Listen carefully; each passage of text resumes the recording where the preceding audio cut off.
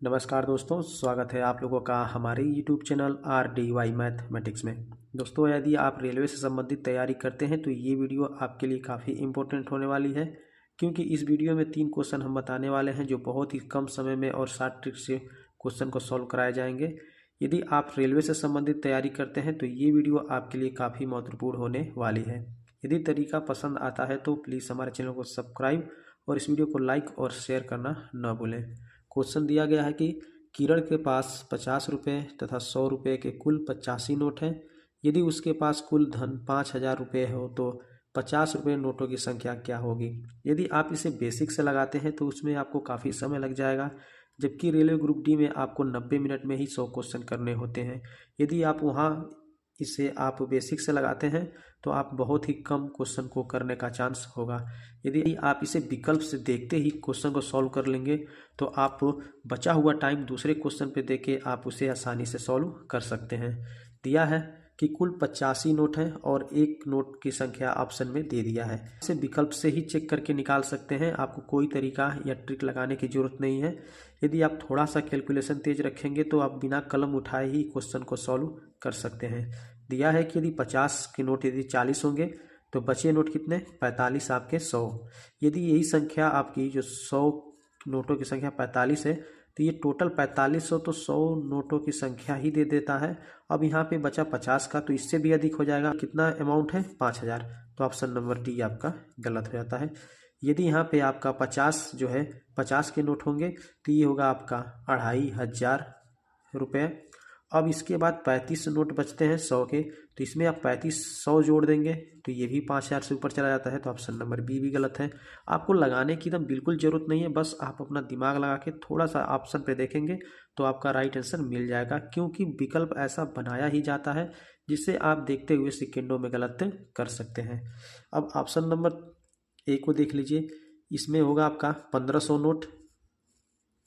अब यहाँ से आपका जो होगा 55 जो नोट होगा वो आपका 100 का होगा, यानी कि 5,000 अमाउंट है और 55 नोट जो है 100 के हैं, तो ये भी नहीं हो सकता। आप इसे गलत कर दीजिए। ये तो आपको हम बताने के लिए बताए हैं, आप सीधा डायरेक्ट टिक कर सकते हैं। देख लीजिए कैसे। यदि 70 है, इसमें आपका 50 का नोट होगा तो टोटल 3,500 जो है आपका 50 के नोट से रुपये मिलेंगे। अब इसके नीचे 15 नोट बचेंगे, ये होगा आपका 100 का। अब यहाँ पे आप जोड़ेंगे तो ये होगा आपका 1,500। टोटल आपके हो जाते हैं 5,000 जो प्रश्न में दिया हुआ है, तो ऑप्शन नंबर सी आपका सही है। देखते हैं अगला क्वेश्चन।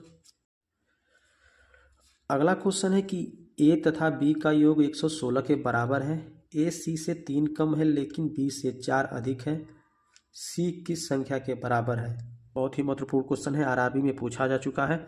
आप इसे बेसिक से या किसी तरीके से लगाते हैं तो आपको तरीका तो पता होना चाहिए, लेकिन आप क्वेश्चन को दिमाग में समझ लेंगे तो आप विकल्प से ही इसे चेक कर सकते हैं। दिया है कि ए और बी 116 के बराबर है, जो ए है वो सी से 3 कम है और सी का अंक ऑप्शन में दिया हुआ है। यदि 48 में से 3 कम ए होगा यानी कि 45, ठीक, लेकिन जो ए है वो बी से 4 अधिक है यानी कि 41 आपका बी होगा। तो ये जोड़ने के बाद 116 आता है, जी नहीं, तो ऑप्शन नंबर आपका बी गलत है। यदि 72 में से आप 3 माइनस कर देंगे तो ये होगा आपका 69 ए, ये 4 अधिक है बी से, तो बी जो होगा आपका ये होगा आपका 65। अब ये जोड़ने के बाद 116 से अधिक हो जाता है, तो ऑप्शन नंबर ए गलत है।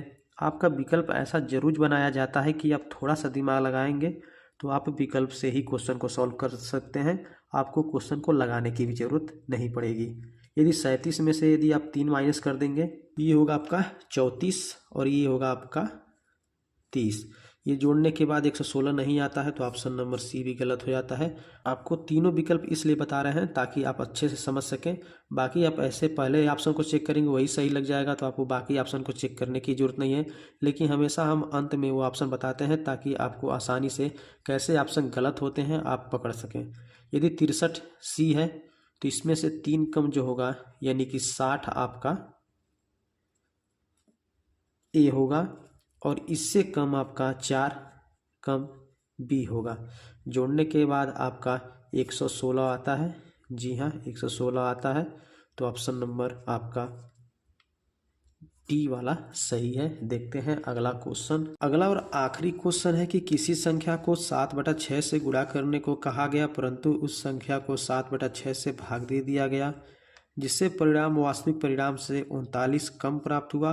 वो संख्या क्या थी? रेलवे में पूछा जा चुका है। आप ऐसे सवालों को बेसिक से लगाते हैं तो उसमें आपको काफ़ी समय लग जाएगा, जबकि विकल्प ऐसा बनाया ही जाता है जिसे आप देखते हुए गलत कर सकते हैं। दिया है कि एक संख्या को 7/6 से गुणा करना था, लेकिन उसने 7/6 से भाग दे दिया। तो आपको पहले ऑप्शन में एक बार 7 से एक बार 6 से भाग दे के देखना है, जिसमें आपका 7 और 6 से दोनों से भाग चला जाता है, वही आपका राइट आंसर होगा। तो आपका 6 से जो ये भाग है 135 में नहीं जा पाएगा, तो ऑप्शन नंबर ए को गलत कर दीजिए। ऑप्शन नंबर डी को भी गलत कर दीजिए। नंबर सी 140 में 6 से भाग नहीं जाएगा, तो ऑप्शन नंबर सी को भी गलत कर दीजिए। ऑप्शन नंबर बी को बिना लगाए टिक कर सकते हैं, फिर भी आप चेक कर लीजिए।